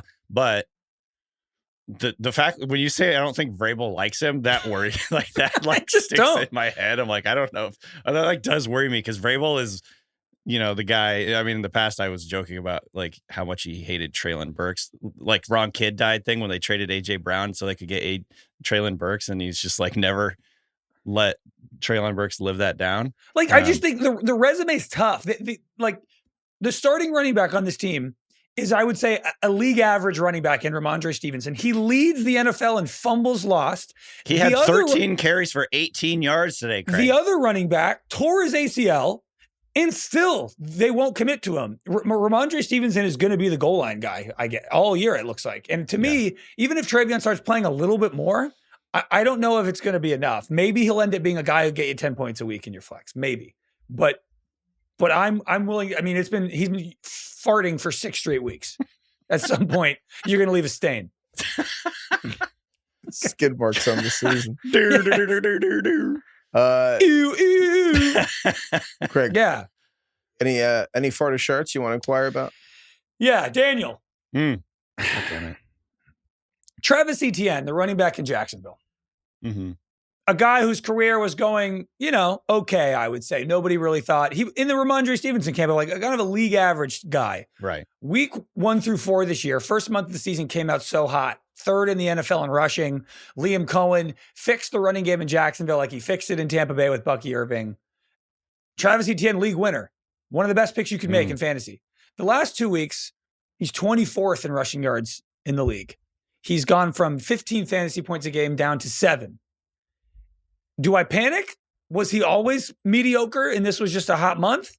Or did they just play the Chiefs and the Seahawks in the last 2 weeks and that's why? Was this a fart, a 2-week fart, or a 2-week shart? I think it's a bit of a shart. Ooh. Because I didn't expect that out of you. I think You never do. if you're looking at the rest of their schedule, they have the Rams next week. They have the Raiders the week after that, they have a bye, and then they have the Raiders, which could be good. But then the Texans, Chargers, Cardinals, Titans, Colts, Jets, Broncos, Colts. They have some really tough defenses they're facing this year. And do you feel like it was a bit of a mirage what Etienne was doing? I think a little bit, yeah. But I again, like it was definitely surprising to see what he was doing based on what they have on the offensive line. You know, I started to buy a little bit like what you were saying about Liam Cohen, how he helps change the run game and the different things that he does schematically help open up run lanes. But at the end of the day, I don't think they have a very good offensive line. I mean, they got pressured. The Seahawks pressured them 33 times today, I think, or something like that. It was like ridiculous. They sacked them 7 times. This is not a great offensive line. And so that worries me more than anything. And Bashal Tootin hasn't done much either. So Heifetz, you lean fart. I disagree. I think it's a fart from Travis Etienne. I think maybe the first month was hot, but overall, do you think he's going to get back to what he was doing early on? Not necessarily, but I just think the last 2 defenses they played were really good. Like the Chiefs on Monday Night Football when the Jaguars played them. Like today, the Chiefs, Jahmyr Gibbs had 65 rushing yards versus Detroit. Like I just think that the Chiefs have a better run defense than you think, and the Seahawks run defense is awesome. Yeah, like the Seahawks are uniquely well suited to take advantage of Jacksonville's weaknesses along the D line. I'm not saying Travis. Seahawks dominated. In the I kind of just today. wouldn't overthink it. Was insane. You can't overcome that, but other teams aren't capable of that the way Seattle is. So I don't. I think it's a rare disagreement. Push fart and shart. That is always that. Yeah, sometimes you got to check. You know, I'm not sure what we do. We might have to call a third person to get their opinion. What's the definition? I have one fart or shart I want to just throw out there. We'll start with the Eagles. Sure. Which, I mean, admittedly, the Giants are better than the Eagles, as you say. Really, just the city of Philadelphia. Really, just Philadelphia. The Eagles, the Phillies. I don't know how much baseball you guys actually watch beyond your teams. Okay, I don't know. I don't live under a rock. I know what happened in the Phillies series. Okay, great. I'm thrilled because I hate Philadelphia. The most pathetic and embarrassing loss to a series since I don't know some 5th inning of World Series. I can't even imagine, but. The Phillies, I actually feel bad for the pitcher. He threw home. He like totally panicked with the bases loaded. I feel loaded. bad for him too. I feel horrible for that guy. But even Phillies fans know they're like, it was his fault. It also wasn't. The Phillies had so many issues. And I know Penn State is not actually near Philadelphia. It's like 3 hours away. However, there is overlap. Let's be honest. I'm lumping him in. Penn State firing James Franklin. If you happen to be a Eagles, Phillies, Penn State fan, if that happens to be you, which I know it's not in Philly, but there's a lot of people like that. That was the craziest. You had one of the worst sports weeks I can remember. Where and are you asking if it's a shart or a fart? I'm asking the entire collapse of the city of Philadelphia sports teams. I'm asking if this is like a historic shart. I'm asking if this is like the shart of all sharts. It's so over for Philly. This is the smelliest word. Like you'll have to move and like start a new name. You have to start a new life after this shart. It's like Al Roker in the White House. It's like it's going to dominate everything else you've done in your whole life. I mean, with the Eagles, I think it is a shart. I'm panicking. Really? 100%. They're not good. They're not one of the best 15 teams in the league. It looks like they can't block. They can't run the ball. Jalen Hurts is mediocre when the offensive line isn't working and they can't run the ball. And the defense is not as good. They're a mediocre team right now. This is a shart. It is funny when the offensive line for the Eagles is not humming, how you kind of remember that Jalen Hurts was like the 50th pick in the draft. And you're like, how is that possible? And you're like, people are turning on the tush push too. Well, okay. When they ran it 4 times in a row and they false started every fucking time. Revisiting, once again, I would like to revisit when they banned the tush push next offseason, which I think they should not do. Ironically, they're kind of butthurt about the tush push being banned, but when everyone else is. But when the tush push gets banned, how good is Jalen Hurts? I'm just saying, It's weird that when the offensive line is the best, and all Eagles fans are going crazy. However, when the offensive line, I don't know what they are. They might agree with you, Heifetz. Some deep down, they're basically it's like Philly people within Philly can say it. They don't want outsiders, but because he wins the games. But the best offensive line. People spent 6 months in our freaking because they just won the Super Bowl. Yeah, they won the Super Bowl. Arguing about how great Jalen Hurts is. They won the Super Bowl like 30. It's just watch. Sometimes you just watch and you remember that Jalen Hurts can't still get mentions from this fucking Instagram. He can't post. throw on the run. Which every now and then when they really need to, you're like, wow. Like you don't think about it all the time because they're rarely losing. And it's like never super important because they're always winning. And then when they're winning and he's running and you're like, this guy can't even throw on the run accurately. You have A.J. Brown, you have Devontae Smith. It's like, it is at some point the tuxedos are fucked up. It's just weird. Both things can be true in that when things are humming, Jalen Hurts can look like one of the best quarterbacks in the league in the right situation. Yeah. And also in the wrong situation, he is not one of those quarterbacks that can win despite his team. Yeah. And it's weird because they're still but they've bizarre. got Sirianni. Yeah, they have Patullo. I think it's all Sirianni, I realized, is one of the winningest coaches of all time. Sirianni's the Jalen Hurts of quarterbacks, though. Because like it's with Hurts. It's like you're not picking up on my sarcasm, I think. I know. Obviously, I know. Craig's like, come on. But aren't Sirianni and Hurts the same? Where it's like the record is crazy. Yeah. The record of winning and success is unbelievable. And you're like, what does this guy do? They can't pass and they can't run. Sirianni doesn't call the plays. Hurts can't really get A.J. Brown the ball. Sirianni is there for the vibes, but they don't and the run. vibes are fucking terrible. And so it's like, so what? Exactly. What is Jalen Hurts accomplishing for this team? I can't stress enough. Sirianni is there to meet with A.J. Brown once a week to figure out how to make him happy. It's so... And he fails every week. Job, and he's not very good at it. He constantly fails. He's in a book club with A.J. Brown. A.J. Brown's right. That's the funny thing about all of this is like him and Devontae Smith are pissed every week and they're right. And they're right. But the funny thing is, and I know we're harping on this, but Saquon had 30-something yards in the first 2 plays. He broke up big runs the whole game. He had one other big run that honestly hurt them. It was the end of the first half, and it wasted too much time, and he got 20 yards. That run was bad. He shouldn't have done it. Otherwise, the rest of the game, he had 9 rushing yards. Yeah. What the fuck is wrong with this team? Saquon doesn't have 100 yards rushing in any game this year. It's just weird. The best part about this whole discussion is they play the Giants again in 2 weeks. They're going to kick the shit out of us in that one, too. No, it's going to be awesome. I'm circling the Eagles should just trade Sunday, for Mike October McDaniel. 26th on my calendar. I cannot fucking wait for this. The Eagles should trade for Mike McDaniel right now. Okay. Any intrusive thoughts from the games today? Yes. I still think the Ravens are going to win the AFC North, and I think you should bet it. Wow. That is... Wait, is this just like a reverse jinx type of deal? Yes. No. It's me being pragmatic and knowing exactly who the Steelers are. Aaron Rodgers is 41. They've had a super easy schedule, and coming up, they have the Bengals on Thursday, even if they win that game. Then they go Packers, Colts, Chargers. They play the Bills. They play the Ravens again. They play the Lions. They have 2 more Ravens. This team will end up as 10-7 or 9-8. And if you look at the Ravens schedule, they're on bye now, and they come back and it's Bears, Dolphins, Vikings, Browns, Jets, Bengals. They're going to probably win all 6 of those games if Lamar is healthy. And then their records will be pretty similar. And then who do you want to bet down the stretch? I think it's honestly like decently likely that the Ravens win AFC. What are you saying, Craig? You're saying the Steelers going to start like 10-3 and then drop like 5 in a row? Yeah, something like that. It would never happen. 8-2 last year. Yeah. That's my intrusive thought. DK, I had an intrusive thought. Please. Watching the Cardinals play the Colts today. The Cardinals, I had this thought. I don't know if I really believe it, but I had it. The Cardinals would just be better if Jacoby Brissett was their starter. So Brissett went 27-44, 320 yards, 2 touchdowns, a pick. Kyler, I didn't realize this. Kyler hasn't passed for more than 220 yards this year in a game, and he has 3 games with 200 yards or less. It's been years since Kyler I'll do you one better. yards and 2 touchdowns. Okay. Yeah, Jacoby Brissett, 320 yards and 2 touchdowns today. The last time Kyler Murray did that was 2022. 34 games ago? Damn. The Cardinals were awesome today. Yeah, they were good. Craig was like, what is wrong with the Colts It's a defense? reminder that short quarterbacks struggle to play on time. And this is like a question. This is more like not who's more talented or whatever, because that's a little more vague.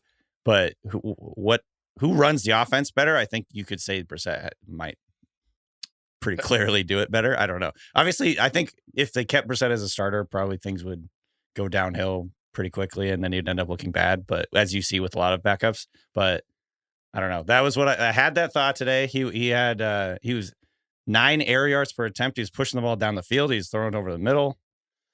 I don't know. They moved the ball at will today. And Marvin Harrison Jr. was out with a concussion for half the game. And they were matriculating down the field on every drive. Kyler Murray remains the most talented quarterback I've ever seen that I just don't even think I don't understand how he contributes to wins.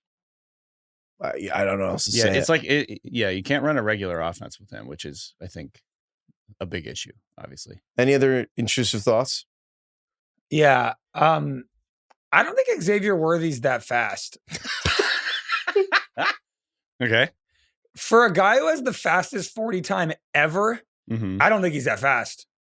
Like, I saw a guy catch him today running around the corner, and I was like, Tyreek Hill ran a 4.29, and he ran Xavier Worthy ran a 4.21. Tyreek Hill is 15 times faster than Xavier Worthy. Yeah.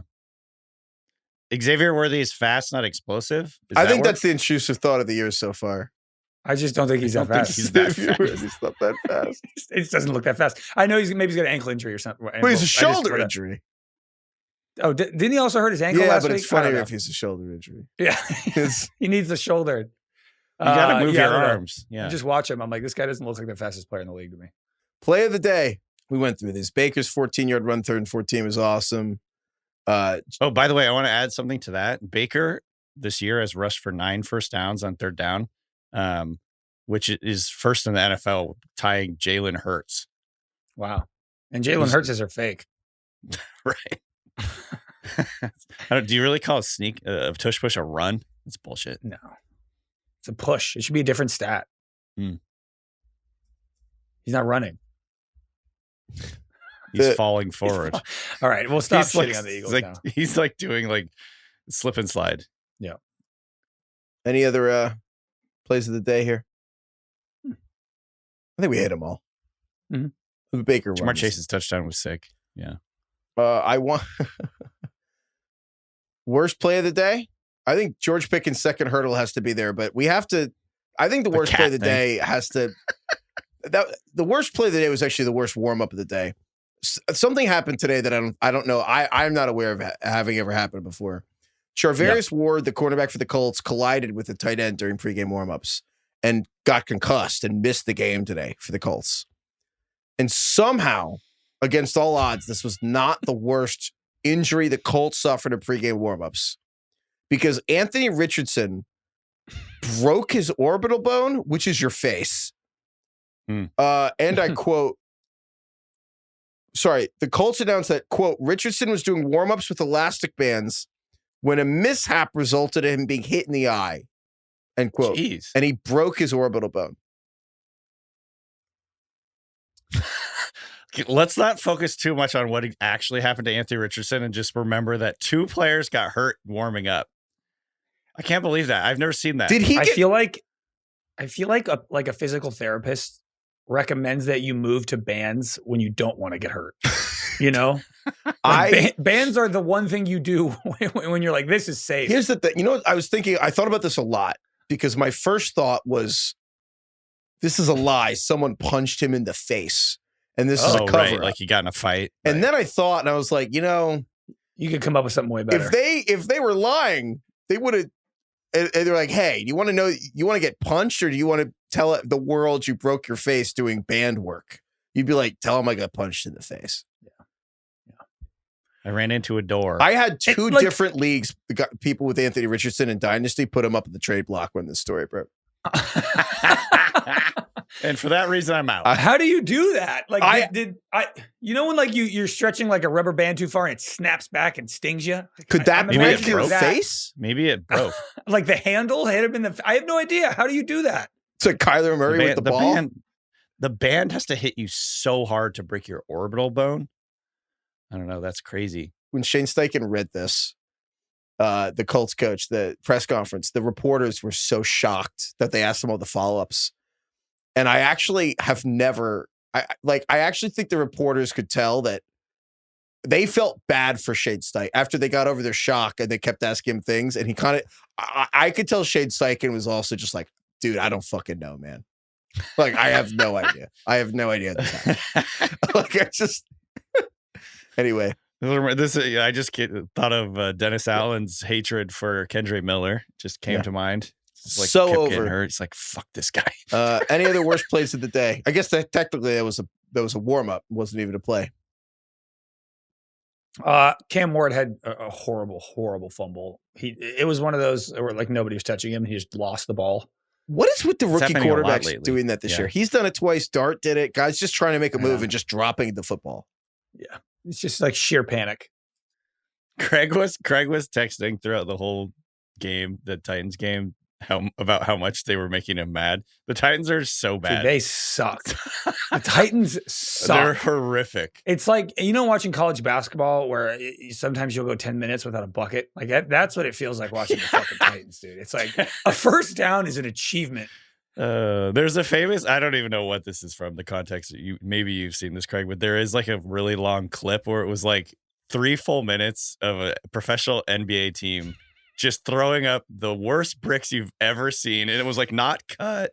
If anyone remembers exactly what I'm talking about, send it to me because I don't remember the details, but it was like, it's just like hard to watch. That's the Titans offense. I got to tell you though, I think the Jets were worse today. I think the Jets Broncos game. God, yeah. I know it's like early out there on the West Coast. I think the Jets did not watch this game. They didn't turn the ball over. Steven Ruiz here at the Ringer, they were the worst EPA per play for a team that didn't turn the ball over in 15 years. It was one of the worst. I don't know if you guys know the facts of this game because it was early. You wouldn't believe it if I told it to you. Like you really, I'm not shit. So that you would not. So the score of this game was like 13-11. What if I told you? They almost won. The Jets almost won, by the way. What? But I can't to be clear. Stress enough. The offense had nothing to do with it. The Jets scored a field goal on not one, but 2 different 3-and-outs. They got a fumble on the first play. The offense gained no yards, and they kicked a field goal to go 3. The Jets had a 70-yard kick return, got 2 yards, and then kicked a field goal. That got them to 6. Then they got a safety to get to 8. The offense had 1 scoring drive in this game. Aaron Glenn had the worst clock management of the entire season, I think, where he like basically couldn't decide whether to go for like a field goal at the end of the half or give up. So they gave up. They literally decided they'd rather run out the clock with 20 seconds left than trust Justin Fields to get like 15 more yards. Like he needed 15 more yards to get in field goal range. They had a timeout. Aaron Glenn's like, no, we're going to go to halftime. So if you take those yards out and you take out the yards from one other drive the Jets had, the other drive, like the other 10 drives, I shit you not, the Jets averaged 4 feet per play. Like the Jets in this game had 82, the whole game, not taking anything out. The Jets had 82 yards on offense in this game. They had -10 net yards passing. They had more sacks than first downs. Yeah. Anyway, I actually think Justin Fields is the worst. An abomination. So those are my thoughts. Yeah. Kurt Warner at the end of that half literally said, I'm speechless, and then went to Twitter and posted a tweet saying, can anyone explain that to me? They came back at a halftime, and Rich Eisen, who's announcing the game with him, says, Kurt, you're not allowed to be speechless. You're the announcer. You have to talk about this. Kurt Warner was like, I don't want to. I don't want to. It was unbelievable. I've never respected Kurt Warner more than never that seen moment. anything like. Anyway, I don't want to. It was more the Jets than anyone should have heard. But speaking of announcers that I don't want to hear, Tom Brady today. Are you guys aware of his segment at the end of games called the Tom Brady LFG Player of the Game? I saw this happening on mute, and I was debating if I should unmute. I'm not aware of this. I envy you watching that on mute. But LFG stands for Let's Fucking Go. It's the Tom Brady Let's Fucking Go Player of the Game. And It's like a 1 minute interview with a player, and he interviewed Nate Landman, the linebacker for the Rams. Landman, call him Landman, baby. Yeah, well, that was they joke about that. Is it Landman? And you have like Landman? 17 tackles. Most of the Rams had a long time, like 20 years. I have Carlos is going to play a clip of Brady asking this guy a question, and in what appears to be the first time Tom Brady has ever interacted with a human being. So, Carlos, you can play it. Yeah, you guys sure did. You set the tone so physically well all day. And you came from Zimbabwe. That's a long ways away. Your dad played professional rugby.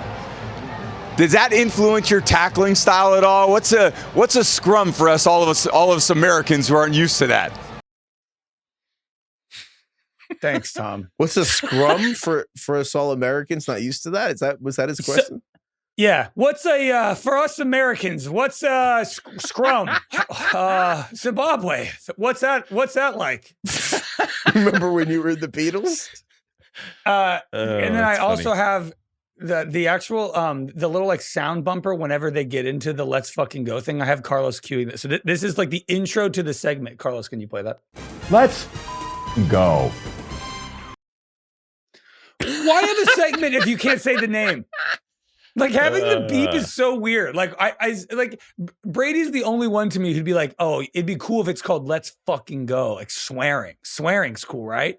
And then they obviously have to beep it because it's on fucking television. You know what's so funny? It's just him. It's just him with like muffled audio, and it goes, "Let's beep go." Like that's terrible. Yeah, the audio is weirdly bad quality. Also, the commercial they have of the guy looking at his Cheerios, being like, "You'd be overwhelmed by Tom Brady's brain," and then like he's on the porch being like, "If the safety rotates down, you throw the seam." I'm like, can't you talk like that during the game?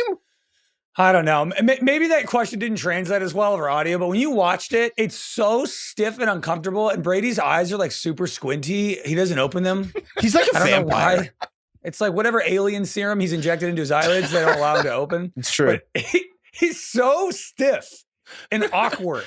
Oh my God. And he's like, we call you Landman over at Fox, Nate. Nate's like, thank you. Like, Do you right. go Landman or Landman? And he's like, I like both. Oh, anyway. I love that they're still like forcing like these like segments, like Tom Brady play. It's like the Gruden grinder. It's like, I just can't believe it. Other stuff that happened. I want to just Good note Stadium Pulse. I want to just note that Evan McPherson hit a 67-yard field goal today, which literally is the NFL record. And Matt LaFleur fucking iced him and it didn't count. But I want to note that literally a 67-yard field goal was made. Damn. I think that should count for the record. And Cam Little made a 70-yarder in the preseason. Preseason doesn't count, but like that should count. I agree. Like, but I don't know. It's just kind of funny that he made his 67-yard field goal and just doesn't count. It's just funny. Chris Boswell went to make a field goal today and then just the field just gave way. Like he just created a divot. Yeah. Which Heinz Field or what Acrisure Field was a mess today. I thought you meant bad. like straight out of like the Batman. What was it? Dark Knight Rises. Yeah. Oh my God. That was Heinz Ward running. I know, but it was like it's supposed to look like Steelers, wasn't it? Yeah. Yeah. The bunch of Steelers were in those scenes. The Arthur Smith, Sean Hochuli. They shot Gotham in Pittsburgh. Yeah, Gotham because of the bridges. Good stand-in for a minute. Most bridges of any city in the world, Pittsburgh, Pennsylvania. Oh, I didn't Get know out. Yeah. I That's did a not fun know fact. that. Why are they called What a fun Portland fact. Bridge City then? That's a little bit misleading. They call Portland Bridge City. Yeah. Maybe they don't. I think they do. I didn't know that. I certainly didn't know that. There are a lot of bridges. I'm going to text my brother. He lives in Portland. There's a lot of bridges in Portland also. Hold on. I'm texting my brother. It's definitely called Bridge City. All right, we'll see. Okay. We'll fucking see. Well, they didn't say they have the most bridges in the world city. They just have bridges. Well, that's true. That's true. Are we going to wait for Are we him to actually respond? waiting for Yeah, let's wait. Let's just wait wait. for Scott to respond? Hold. Yeah. Heifetz, kill some time. Hurry. Arthur Smith, Sean Hochuli Award. Oh, wait. He responded. He responded. Really? Wow, that was. He said, I said, do they call Portland Bridge City? He said, not really, no.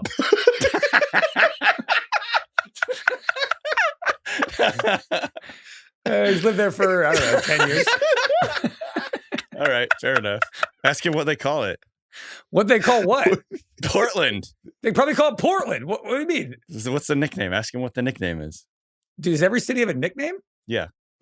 What's LA's nickname? LA. City of Angels. No, no one fucking says that. The nickname is LA. No.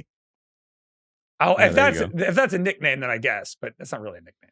I lived in LA for years, and literally not one person who lived in LA referred to it as the City of Angels who wasn't they talking kick on you a out broadcast. if you say that. Yeah, Yeah, they'll send you right booted. out. Outside What's of New Al York's Michaels, nickname?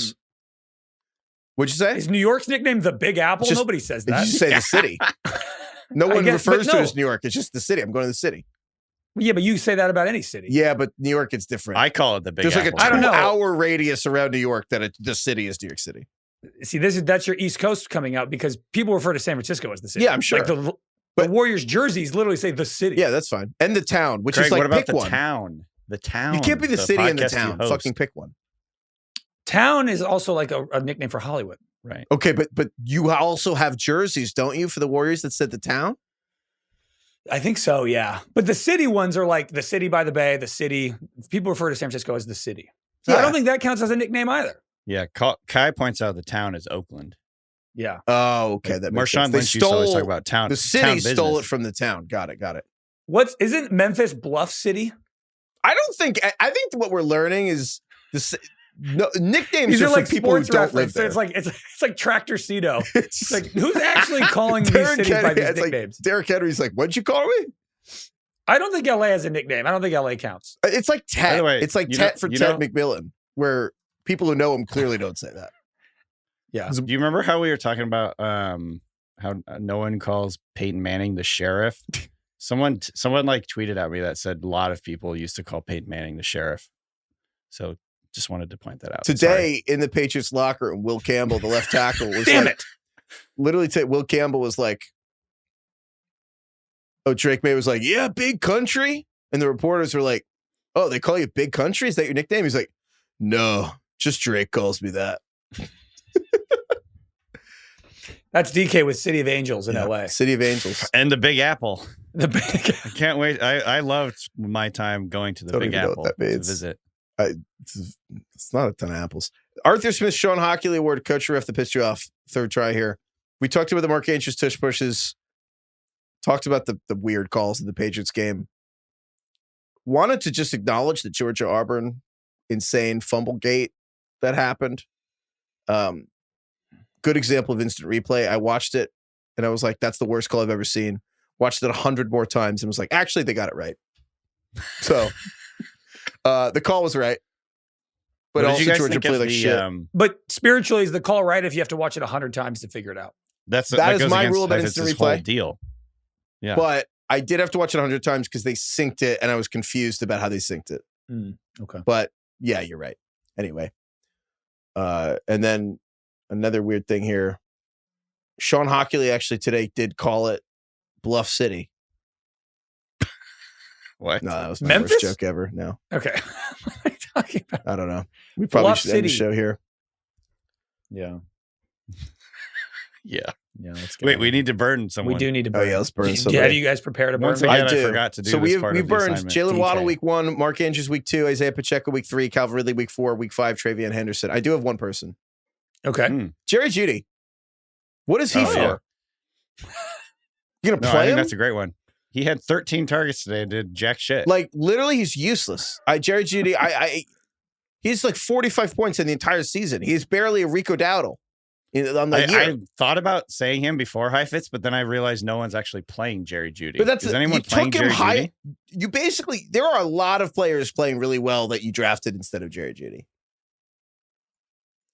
I mean, I'm all for this. I He think had that's a good 13 one. targets for 43 yards. You're right. People I think aren't that's a good probably one. playing him, but he's one of the worst picks you could have made.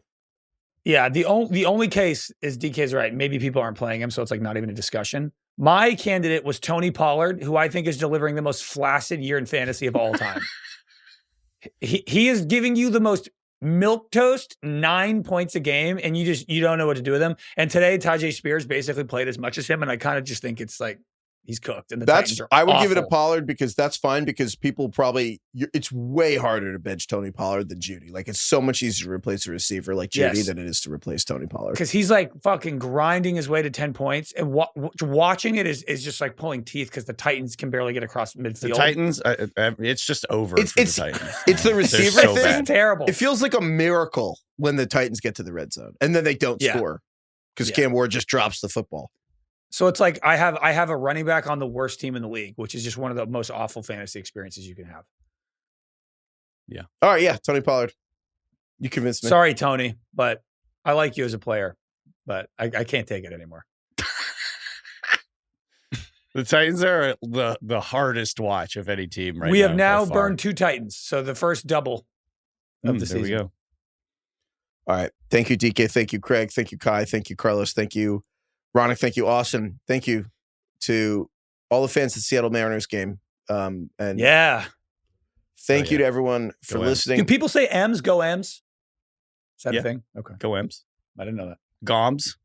Some people say Goms. I don't know if they pronounce Goms. it Goms, but it's like a joke on Twitter. It's just say Goms. Goms. Cool. There's one of my buddies, Joe, he likes to say go Ners, which I don't know if I quite can get there with that one. Yeah, that one feels like it could be. That's bad it's for like a few bit. reasons.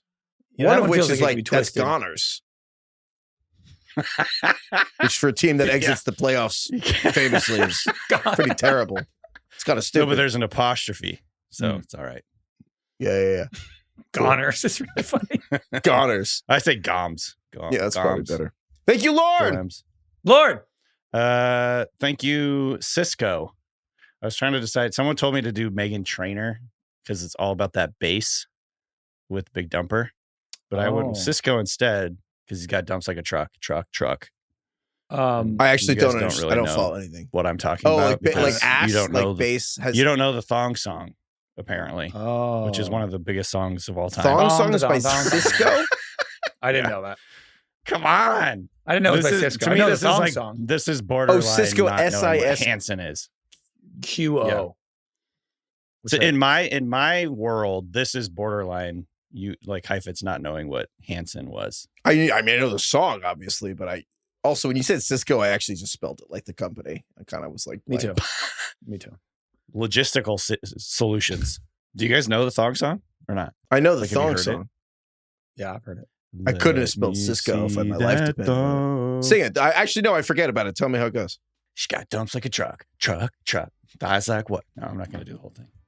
Craig's disgusting. Dumps has since that song came out come to mean shit, not ass. Although Dumpers, Cal Riley's bringing it back, but Yeah, big thumper. Big dump.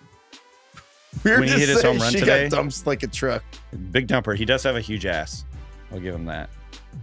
It's his powerhouse. Goodbye, everyone.